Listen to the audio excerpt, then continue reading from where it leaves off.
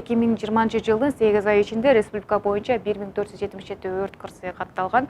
Салыштырмалуу 2030 жылы ушул эле мезгилде 2747 өрт кырсыгы катталган.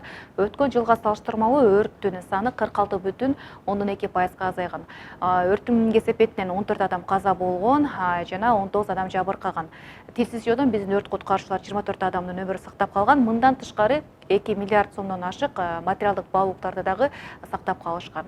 913 өрт бул турак жай секторунда болгон. Жалпысынан ушул өрттүн саны боюнча басымдуулугу турак жай секторунда болгон. Өрттүн негизги себептери боюнча айта кетсек, бул басымдуулугу электр жабдууларын колдонуудагы этиятсыздык. Бул жалпы өрттүн санынан 41,4%ды камтыган.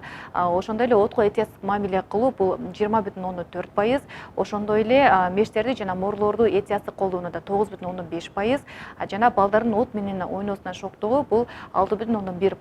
Бул жалпы өрт кырсыгынын жалпы санынан ушундай болуп жатат. Жана мындан тышкары эле жана болуп өткөн өрттөрдүн бөлүнүшү боюнча айта кетсек, эң басымдуулугу бул Бишкек шаарында жана Чүй облусунда болуп атат. Өрт кырсыгы эң аз катталган бул Ош шаарында жана Нарын облусунда болуп жатат. Негизинен бул көрсөткүчтөр өткөн жылга салыштырмалуу да жакшы. Буга чейин айта кеткендей 46,2%га аз өрттүн саны.